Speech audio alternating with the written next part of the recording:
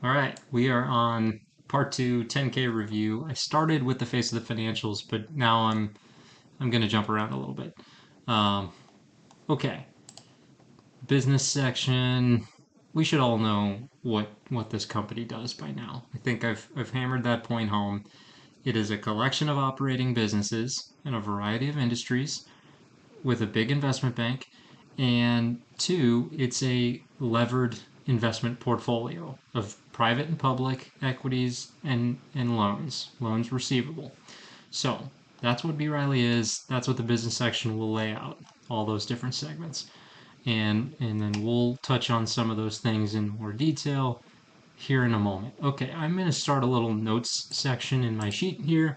On the last video, I quickly touched on the P&L and the things that I would note there.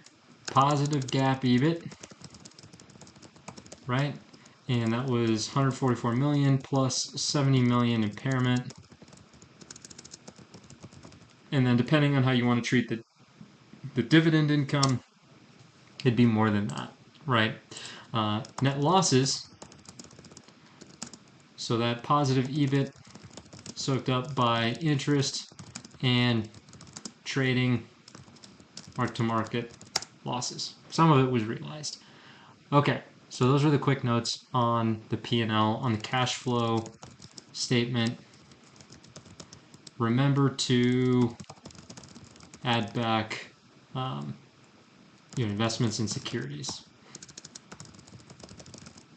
to operating cash flow, right? You get a misleading look if you just take the face operating cash flow number without adjusting for what they've invested or redeemed from the investment portfolio. Okay, back to the 10K. All right, we're gonna move. Well, you know what? We're in the notes of the financials, and so really I want to look at the notes and I want to look at the MD&A. Let's just go back into the weeds and do the notes. Let's just do that first. Okay. Let's scroll down here for a second. Sorry, this is going to be quick. Okay. The balance sheet, I didn't touch on that much, but I will come back to that. 6 reportable segments, right? Cap markets, auction and liquidation, wealth management. Wish that didn't pop up every time. Financial consulting, communications, which is a roll-up of a bunch of different businesses, and consumer products, which is just Targus. Just Targus now. They moved some of those brands that were not wholly owned into basically the investment portfolio or into the all other section of the income statement. Okay. Did I already touch on this in the last one? I can't remember. Concentration of risk. They really are just calling out 2 areas where they have some concentrated risk. One is in the loans outstanding to cons. 62 million of that are in receivable loans, customer receivable loans. 108 million in a term loan they extended as part of the Badcock Con merger. And then they've got the $200 million loan to Vintage Capital, Brian Kahn's firm, right? And that is collateralized, some will say allegedly, collateralized by shares of FRG. Okay, so let's keep moving. Here's the loan book, right? Loan book, $532 million fair value. That's what it's marked at. That's not the outstanding principal balance. They did note that past due amounts, 90 days or greater, 41 million, so 7.7% of the loan book. And then down here somewhere, at December 31st, okay, the aggregate remaining principal balance was 563 million. So it's marked at a $31 million discount to the outstanding principal balance. So that's what, 3/4 of the 90-day past due non-accrual balance. So, we know for the most part what's in that loan book at this point. Let's go back to our notes. Loan book, 2 million fair value versus, what was that number? 563 million is the principal value. And we had 41 million 90-day past due. I wonder which one that is. And just as a reminder, we have the Analyst Day presentation right here. So the disclosure in this was really helpful. And here were our credit investments. This was as of 9/30, right? At 9/30, 35% vintage. So let's see, 200.5 divided by 35. So this was 573, call it 573. So 20% our receivables portfolio. That changed. I think this is still outstanding. Core, I think that's post bankruptcy now, so I don't know what the makeup of that investment looks like anymore. The split between debt and equity that they now own. I think this Cadiz they sold. This one is interesting, and I don't know what's in this. High yield bonds and prefs, right? And this was a 15% slug of that portfolio. So almost $86 million. I wonder if the Babcock, not Badcock, but the Babcock and Wilcox preferreds, because they still have a bunch of preferreds, are in that bucket. So I don't know what's in that bucket. That's interesting.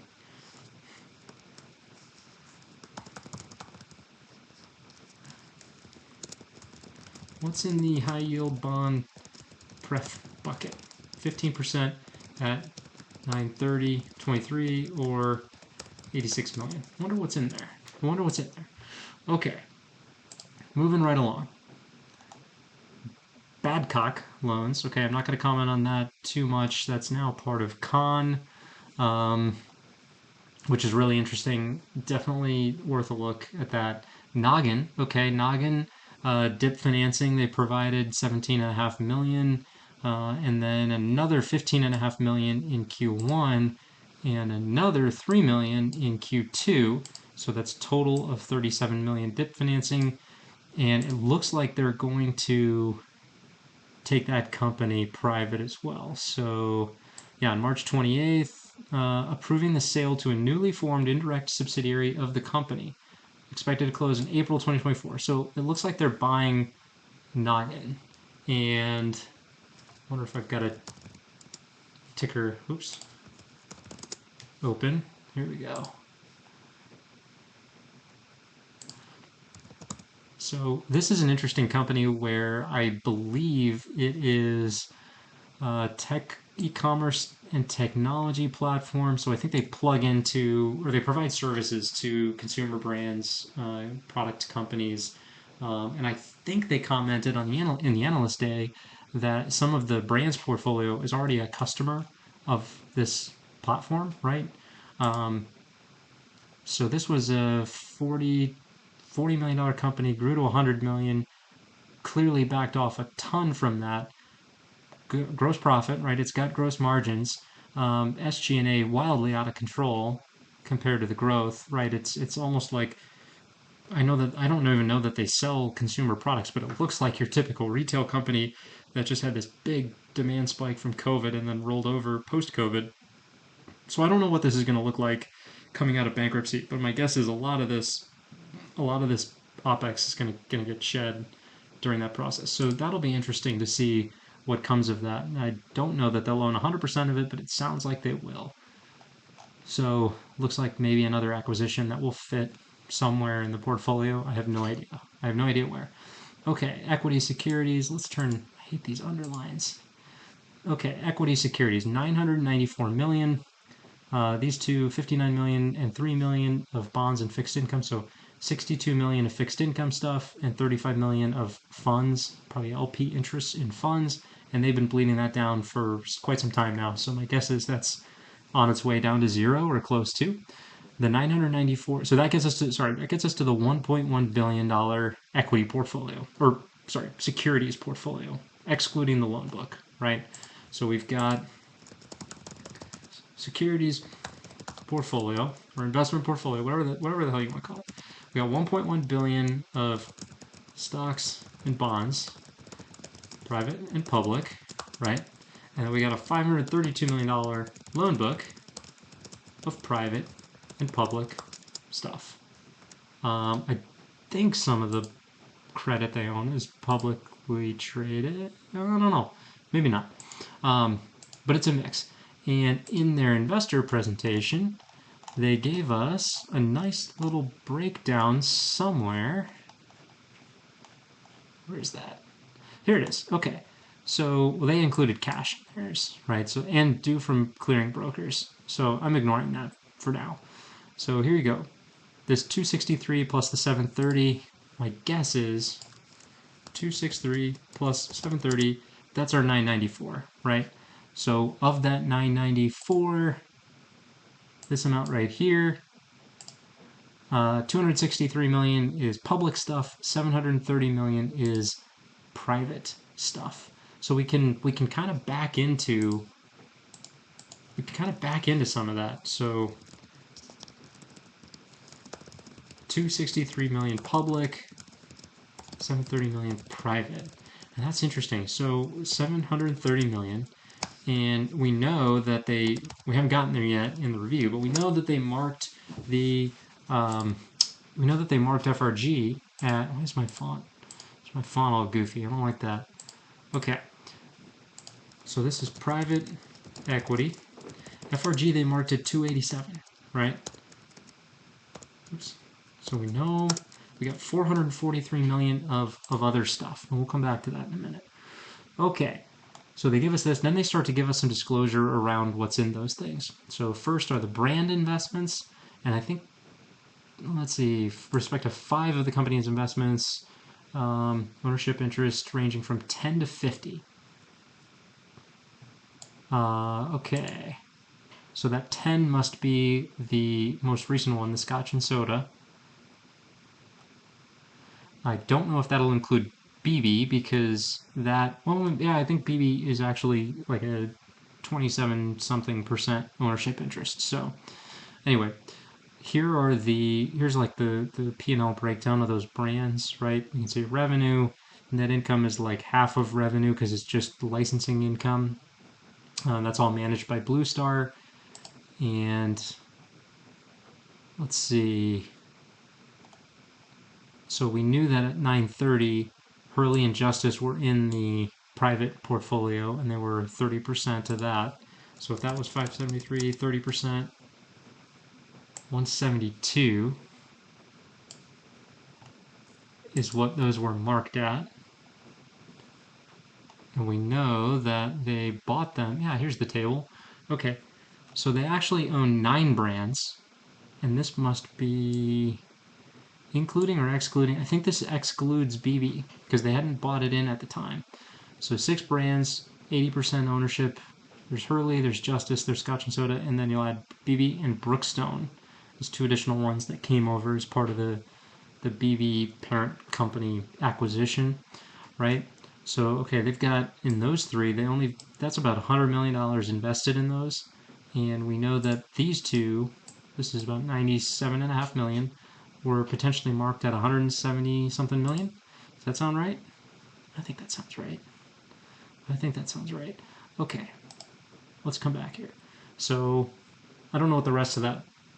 Oh, here we go. Here's BB. Includes 2 additional for 2023. Includes 2 additional investments as a result of the acquisition of the majority ownership interest in BB stores.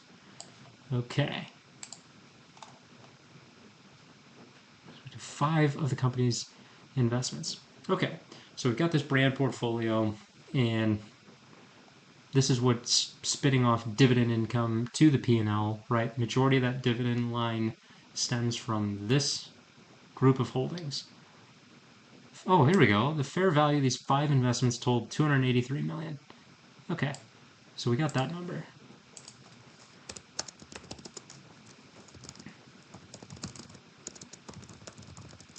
Cool. What we got left? 160 million. 160 million left. Okay.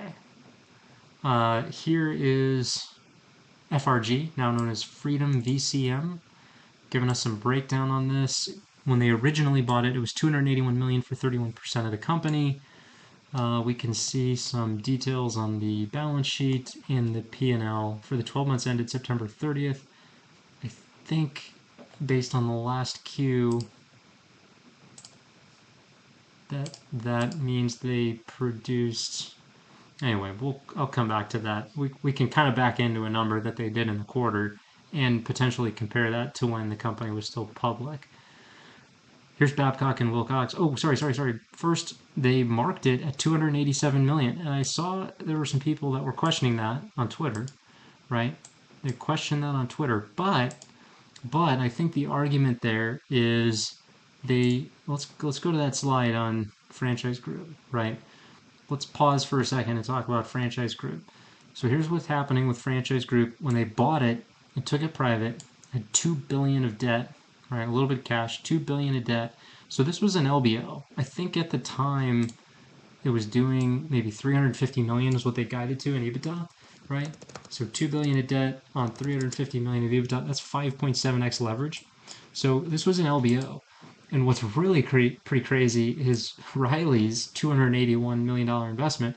I think they used either all or most of the Nomura term loan upsize to make that investment. So they made like a 100, I'm pretty sure it was a 100% levered bet on a very levered entity. So this was like a double levered investment for them at the time, which is pretty wild. So if it flames out and doesn't work, they'll lose that 281 million and forget the con loan, the vintage loan.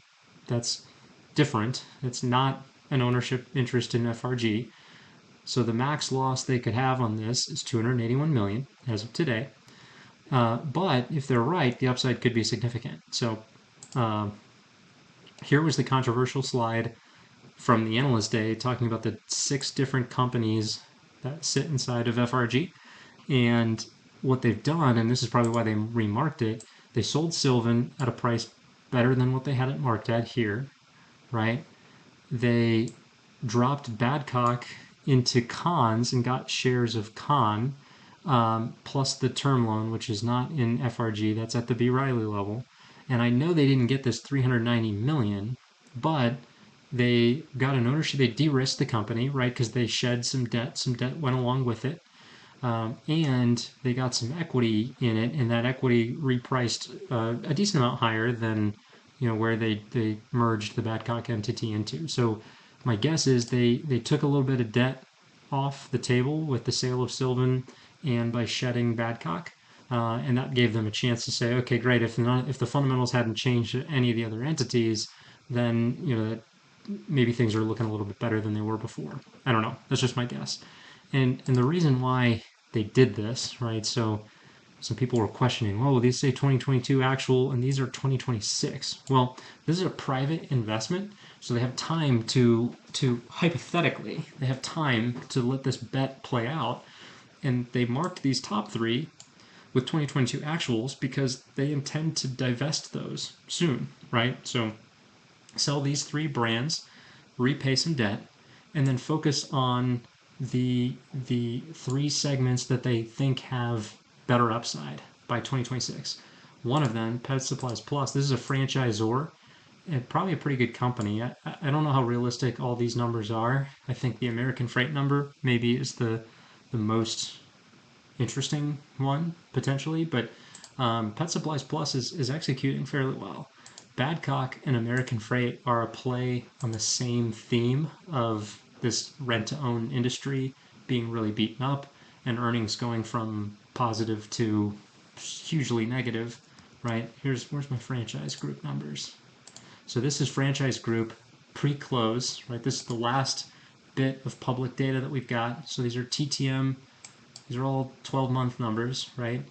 So here's the EBITDA line, and you can see American Freight earned 90 million, 97 million, 3.7 million, and then went to negative 46, right? So this was a very profitable company before they acquired it, and I think my get, well, I think he explicitly said it on the analyst day call, but they're betting that this will return to normal and eventually improve above and beyond those 2020 2021 numbers.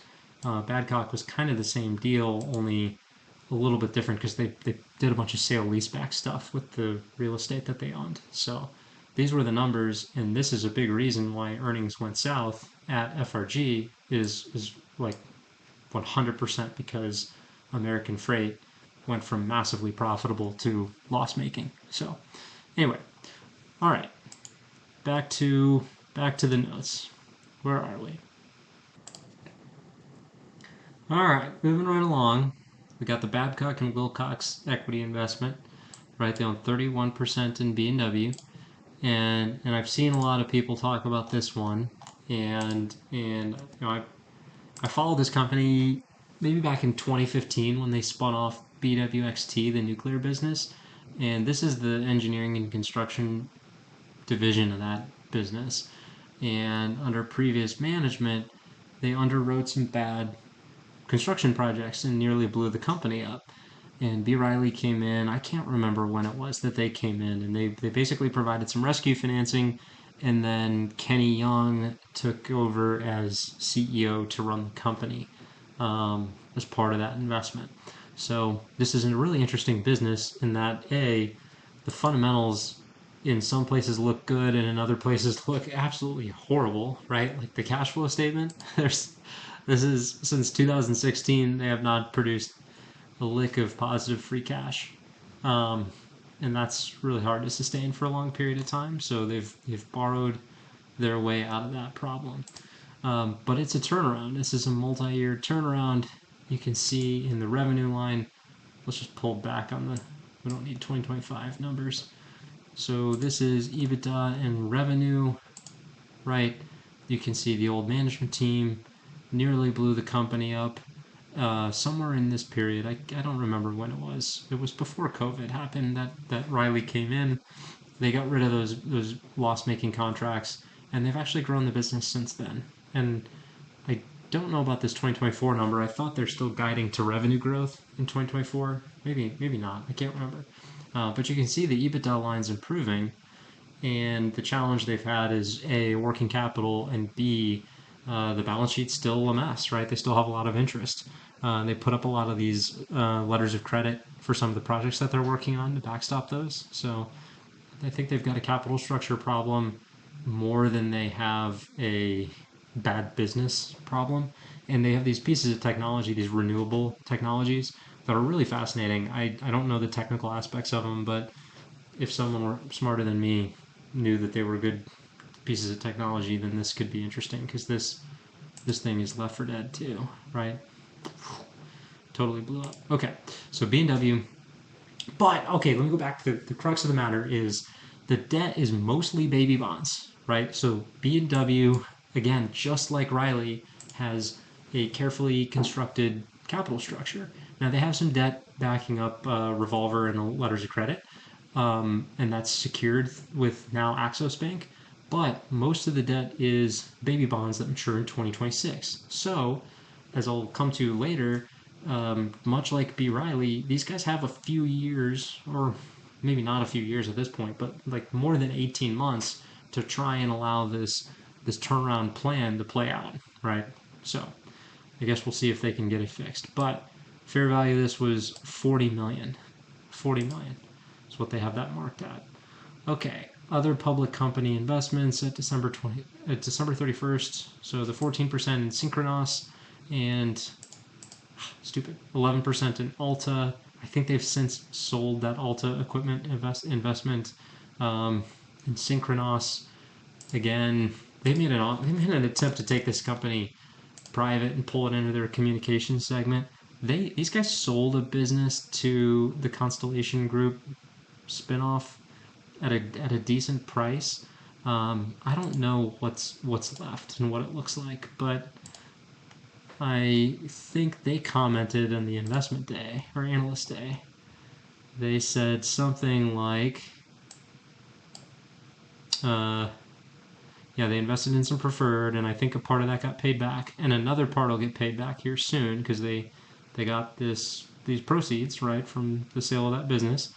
And then the company is valued at 5x EV to EBITDA. I don't know. I don't know. It's probably worth looking at some point just to see what's going on there. Again, positive EBITDA, but they can't turn it into net income. Although, was just 3 analysts now think 2024 has revenue growth, EBITDA, and positive. Oh no, positive EBIT, not net income. So getting close, maybe. I don't know. Maybe worth looking at some point. All right. So that's that. Synchronos is 8.7 million. so really pretty inconsequential. But the prefs they own are much larger, and Alta was 44 million. Again, I think they've sold that entire stake now.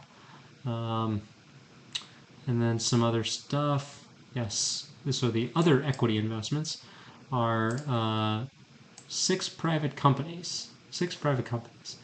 And they give us some info on what those look like as well. So here are those balance sheets, right? Non-current liabilities, 277 million. I don't know what's in that, but debt to equity is not bad, or just, I guess, liabilities to equity, not bad. And then revenue, 550 million and 36 million of net income. And those are marked at $82 million. So don't know what's in there, but that's interesting. This isn't a horrible looking P&L, right? Okay, moving along. We need to pick up the pace here. Let's see. Fair value stuff. I'm going to skip around. Okay, here's the level 3 stuff, and I saw someone make a comment on this and why it's a big deal, and I think this was a sticking point on the adverse opinion on the audit, right? The internal control issues, just having a good methodology for these level 3 investments, and that's a procedural thing. I think they'll likely be able to fix. It's a fixable problem to have a reasonable approach to valuing these types of securities. So 735 million of the 930 million equity securities were valued on level 3, so subjective management inputs. And they give us this nice table here of some approaches to valuation that they used and the dollar amount for each of those buckets, right? And I saw someone comment on this, right, where multiple of EBITDA, right? And last year they used 6x, and this year they used 7.1x, right? Oh, easy button. I think it was literally a tweet with an easy button.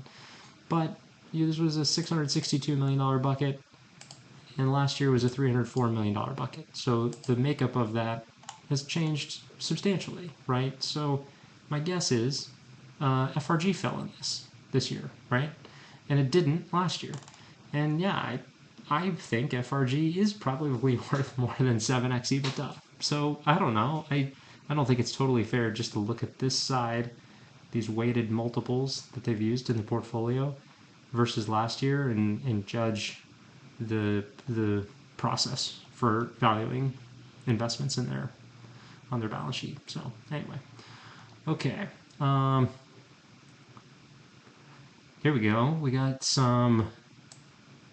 Oh yeah, I do remember. Okay, so the balance sheet, baby bonds, right? In the analyst day, not in the analyst day, in the earnings call that they had, they made this announcement. Hey, we're going to sell the appraisal business and the liquidation business, and we may look at buying back some of our baby bonds. And this is as of 12/31, and this gap is probably closed a little bit now. But the baby bonds had a carrying value, right, par of 1.668 billion at 12/31, but the fair value on that was 1.12 billion. 1.12 billion. That's a huge gap, right? 127, 1668. So 30% plus discount to par. So that is a huge embedded gain. If huge if, and it's not possible to if you could retire all 1.12 billion. Sorry, let me back up. If you could retire this entire $1.7 billion stake for 1.1 billion, that would be an incredible move, right? I don't think that that's possible because they'd have to do it in the open market. But they came out and they said, hey, we may sell these two businesses, which have values way higher than carrying value. Carrying value on those appraisal and liquidation businesses, they were like $35 million, and they were doing like $35 million of EBIT, right? So worth huge multiple of that. So if they had retired those for a huge book value gain, to retire debt at a discount to par, I mean, that would be a huge 1-2 punch. I don't know if they'll actually be able to pull that off. The timing would be challenging, and I think this gap is closed. But that's interesting. That's a $500 million spread between fair value and carrying value. I don't know that they've been able to or plan to execute on any of that. So, okay, moving along. BB equity method no longer. It's now consolidated. Let's see. And they bought it for, let's see. Oh yeah, they did record a loss, right? So they recorded a loss. And BB, okay, so sorry, they had a carrying value of the stake at 30.5 million, and then they bought it for 18.5 million. So they marked it down by this $13 million valuation. And BB is really fascinating, really fascinating. This is the same thematic bet elsewhere, right? Same bet in Conn, CONN, not KAHN. Same bet in Conn, which was the bet in FRG, right? American Freight, Badcock, same deal. And now they own BB. And BB, they acquired a bunch of franchisee locations. So it's taken one step back further, right? BB was an NOL shell. It was a distressed company. They owned this one brand, the BB brand, which is a fashion apparel brand. There was a dip deal. They converted it to equity, so then they took a controlling stake in BB, and BB had this nice little JV where they were receiving some licensing revenue distributions from owning that brand to the tune of like $9 to $11 million a year.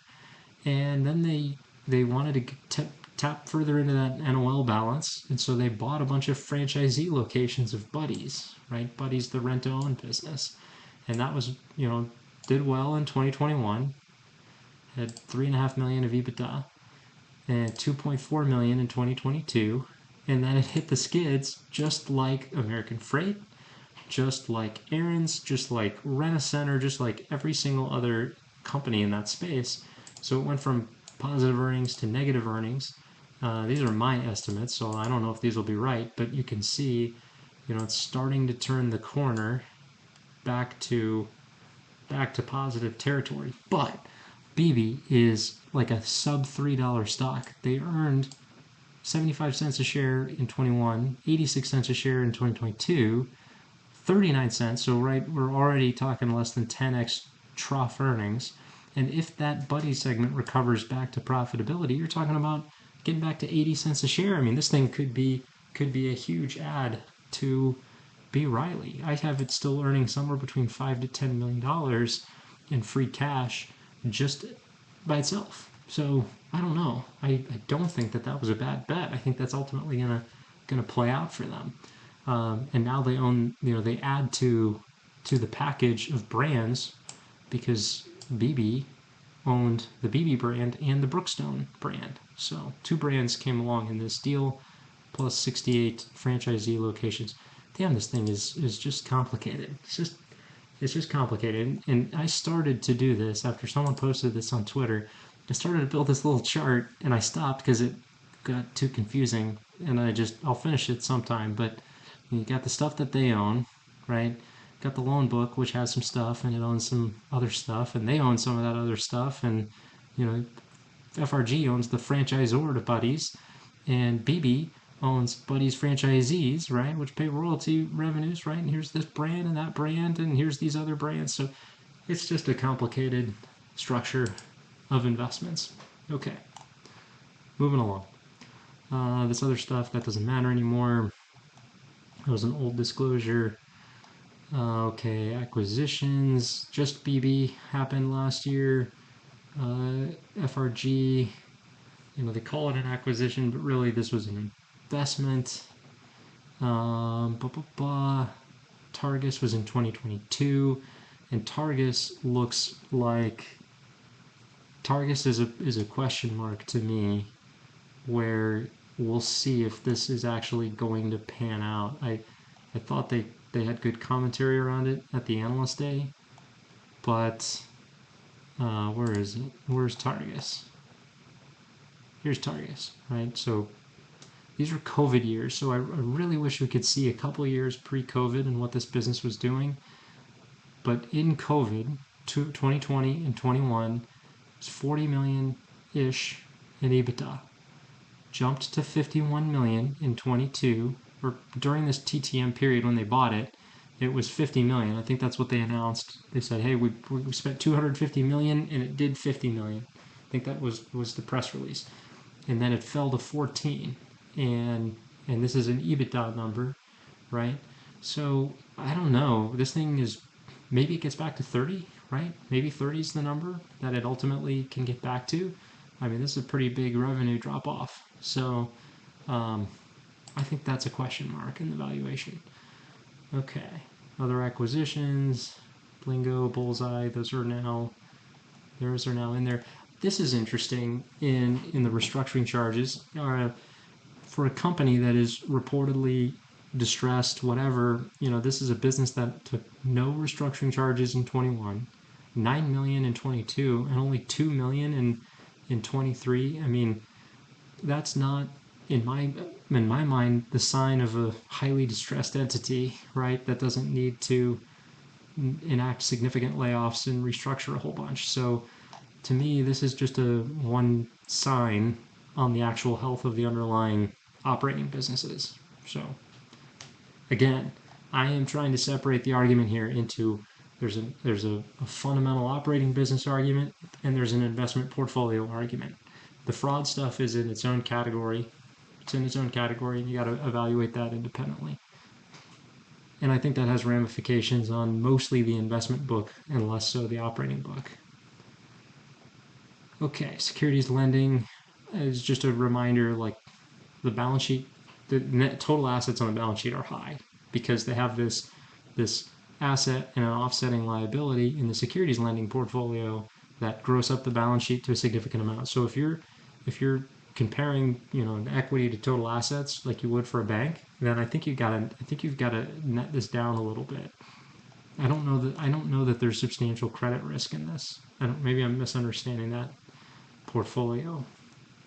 Accounts receivable, prepaids. Okay, so prepaids, now that they own, this is weird how they do it, but whatever. Inventory sits within the prepaid and other assets bucket on the balance sheet.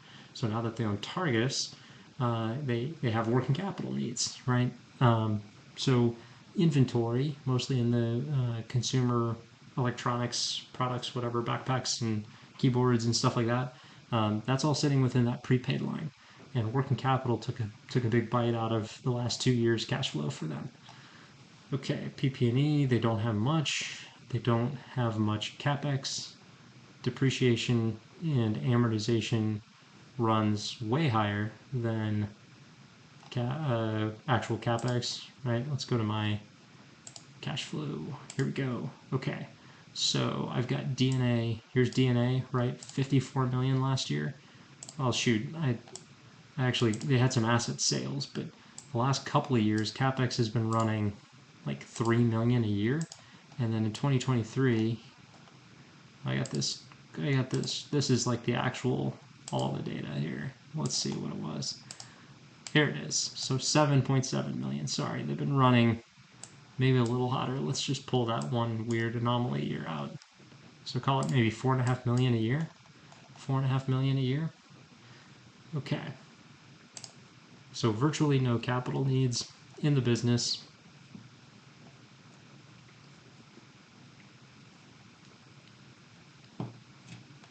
Here we go. We got all the loans, all the various loans. Some of them none of them are fully amortizing, but some of them do have quarterly principal payments on them now. The bulk of the debt are in baby bonds, and I built a little, where is that? Here we go. I built a little schedule here to help me get it in order. The 2024 baby bond maturity, I didn't include that because it's mostly redeemed at this point. They partially redeemed it in the first quarter, and there's a little tag-in piece that they'll retire here soon. So this came out to about 160 million, call it 40 million a quarter of interest expense. So roughly 2.2 billion of gross debt outstanding, carrying value, not fair value, right? So remember, this 1.5 billion of baby bonds is likely significantly lower on a fair value basis if they can manage to repurchase some of that in the open market. Okay, so these are all the terms for that. I didn't see anything that had any specific callouts for covenant issues, compliance issues, or anything like that. Here's the baby bond schedule, right? 140 million of the 2024 notes, which are they redeemed like 115 million, leaving 25 million left as of the first quarter. Okay. Breakdown of revenue types, right? Subscriptions, commissions, wealth management fees, advertising, etc. Okay. Income taxes, there's some NOLs. They haven't been a cash taxpayer in a while. And let's see, I think that covers most of the notes. Related party disclosures, right? So this was a big sticking point. You know, now we've got Brian Kahn. Here it is, Freedom VCM. Now a related party, right? So added disclosure around that. Vintage Capital, there he is. And the potential risks there. Where's the language around prophecy? Asset management, nope, that was in another area. They made some disclosure around that. So the loan to con is 205 million, sorry, 200 million, 201 million or so, 12% per annum, payable in kind, and that's likely getting paid in kind without cash, right? So this is probably an accrual to cash drag. Guessing it's getting paid in kind with a December 31st, 2027 maturity date.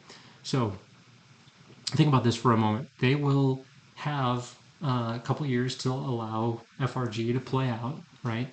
That will continue to play out. Maybe they'll sell some assets and American Freight will recover. I don't know if it recovers in 2024, 25, 26, but 2027 rolls along, and let's say that Brian Kahn is unable to repay this. If they go and they pursue the collateral against it, which is his stake in FRG, then they would then own his shares of FRG, at which point they would need to consolidate it, right? So I don't know if that's how it will ultimately play out, but my guess is unless he's actually managing assets and doing stuff, which probably is unlikely given the assertions that are out there, this is just going to pick all the way until that maturity date, and then it'll come to a head and they'll resolve the balance in some other way, right? So just a guess, just a speculation on how that will ultimately play out. And then by then, who knows what FRG looks like, right? Maybe it's just Pet Supplies Plus and American Freight, and they're in substantially better earnings positions with less debt. I don't know. We'll see. Segments, this is all helpful disclosure. Remember, this capital markets includes this trading income line. So I've tried to strip that out when I look at it. And then this also includes the loan interest income from the loan book. So I've tried to look at capital markets excluding those trading income losses or gains and the loan interest from the loan book while leaving the securities lending book, right? Because I want to view that independently. You can't put a multiple on the loan interest income and give them credit for the $530 million loan book in the same valuation method because you'd be double counting it. So you got to take your approach one way or another. Okay. Same for, where is it? Here it is, dividends. Dividends were $47 million last year. That's great. So you can't put a multiple on this and then give them credit for the equity value on the investment portfolio because you'd be double counting it, right? So you've got to take, one of those or the other in how you're trying to value this thing. This is the last thing I was going to say on the segment line, right? These are all good, helpful disclosures. It'd be nice to know. Oh no, we do get it. Never mind. So we get the DNA by segment, so you can get a feel for that, right? So this target segment doesn't look so good. 7.1 plus 68.6 plus 10, so like pretty close to break even. maybe 1.5 million of EBITDA for the full year, right? So this has got some work to do turning that around.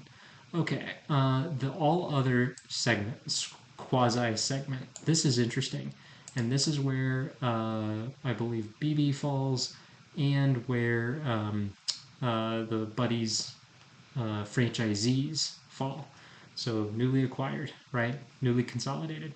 So we've got 66 million of revenue, 30 million of COGS, and there's no specific overhead allocation to this. So I don't know if it's like managed within their own corporate bucket, but that's pretty interesting, right? That's like $36 million of earnings in that. I mean, it's all gross profit at the end of the day and not truly EBITDA, but like where would the overhead or where would the overhead expenses sit, right? If they're unless they're sitting in corporate, and I'm guessing that's what they are, where they are. So I don't know. That's kind of interesting. And before you say, oh, well, corporate jumped from 64 to 68 to 98, one, this includes stock comp, right? And two, let's go to the MD&A now. Let's go look at the MD&A. In the MD&A, they specifically called out in that corporate line. Oh man, this video is getting really long. Okay, where's that? And well, first, when they talk about the revenue from each of the segments, here's where you can find, here's the interest income line, right? Oh, I love that. You can click and it doesn't open up a thing. And, okay, loans and securities. Here we go. Interest income from loans was 123 million and 162 million, right? So you can go way back and get a whole bunch of that and strip that out. And I've done that in my sheet here. So this is my own little like walk forward, right, from segment EBIT. Then I took the loan book interest income, excluded from that, right? So you can see here's the actual operating businesses, here's what they're earning, throw in the interest income, throw in the dividend income, and that all other category, right? Here's your D&A, here's your corporate overhead. Now we've got like an unadjusted consolidated EBITDA. So my number differs from their EBITDA number probably by a decent amount, but it may not be too far off actually. Here's your interest expense, right, which is ballooned. And again, that's what the short bet should have been. Okay, we got our D&A, stock comp, right? So I've separated the stock comp from corporate overhead. So there's your 98 million, right? Okay. We've got our trading activity, gains and losses. So part of that is below the EBIT line, and part of that is within the capital markets segment, and there might be a piece within the wealth management segment. There's your impairment charge, there's your restructuring costs, right? Pretty minimal, really, over a 5-year period of time. $23 million, $24 million, and this is your GAAP pre-tax income. So this is pretty wild, right? Like, look at this. These guys generated $1 billion of pre-tax income in that 3-year period during that SPAC boom, right? And 362 million of losses in the last 2 years. Still, over that 5-year stretch, it's still $648 million of positive pre-tax earnings on a $30 million share count. That's $21 a share over a 5-year stretch of pre-tax earnings. That's pretty wild. So I don't know. We'll see what 2024 brings. So anyway, this is just my way of trying to like rearrange how they're reporting it in a way that makes more sense to me. Because to me, I would rather value the, these pieces, the operating company pieces. Really, I should put the loan book interest income below here, because I think you want to value the you want to value the operating businesses, and you want to value the investment portfolio. So I think you want to segregate that. Okay. So back to my comment about corporate overhead. So I showed you where to find the loan book interest income. There it is, up in the MD&A. And here we go. So now we're on to the part where we're talking about corporate and other. $98 million of corporate costs. So in that, this year, Let's see. It increased by $30 million from $68 million. The increase was primarily due to, okay, well, we had $16 million because we had the acquisition of other businesses, right? We had $5.4 million of it, which was because we extinguished some debt. So, maybe consider that non-recurring. I would. $5 million in currency fluctuations, $4.5 million in change in fair value of contingent consideration, right? So again, I think maybe 10 million or so of that, maybe just shy of that, is non-recurring stuff that I think is legitimately non-recurring. So preferred dividends, 2 million a year. Showed you my cash flow rearrangement. And then we've got some comments on the various credit pieces. There's the dividends. Okay. Where was the repurchases?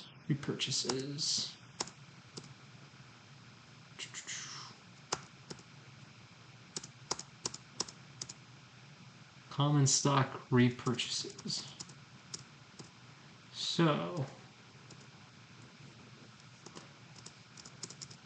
here we go. This was interesting too. This little table right here. You remember this? Do you know this chart? Every company's got this chart. This is pretty interesting, right? So B. Riley is the star in this, no pun intended, the star in this chart. So 2018 starting point, it still has outperformed the S&P and the Russell 2000. I think that's interesting. Looks like their buybacks were timed fairly well. So in the fourth quarter, in November, December, they bought back some stock, 715,000 shares at just under $22, and another 13,000 shares at just under $19. So I don't know, what is that? That's 728K, we'll call it, times 20, maybe 15 million bucks. So 27 million. Yeah, so a nice little $12 million gain. Be nice to, maybe they should reissue those at 37 and use it to repay some debt or buy back some bonds and just double up on the gains, right? So anyway, I need to do another video at some point. This one's getting too long now on just the results. And I think really this still comes down to, crafting an outlook, opcos. You gotta craft an outlook on each operating business.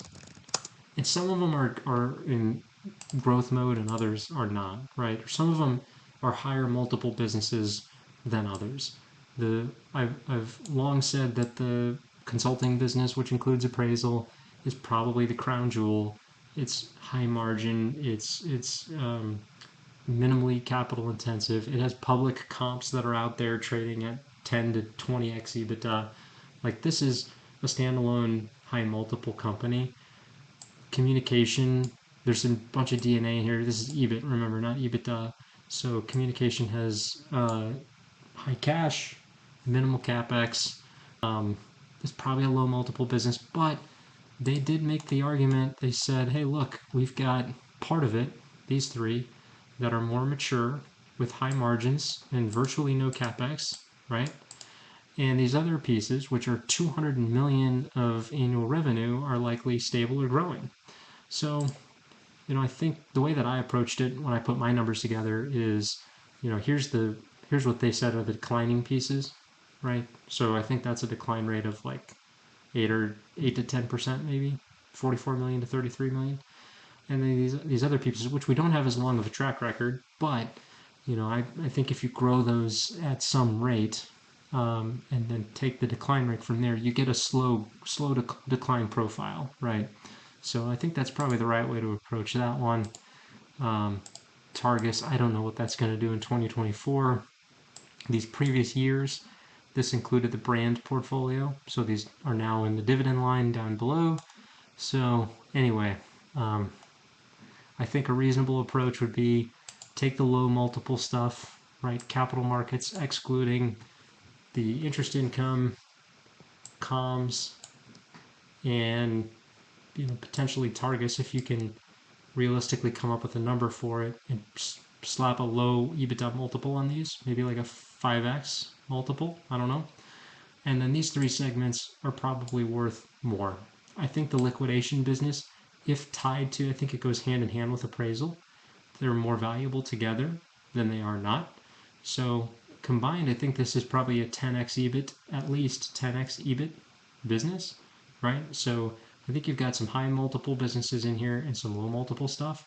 They'll never get true value for these things tucked in the way they are. So maybe they're at a point where they should consider spinning some stuff off, right? And seeing if they could, spin off communications, put a bunch of debt on it, and see what kind of multiple it can get. So I don't know. I mean, they may have some options here, and it sounds like they're willing to shop some stuff. So, all right, I will probably do another one of these at some point. Maybe a part 3 with a valuation exercise. I mean, I got a tab here, just haven't fully fleshed it out yet. So we'll see.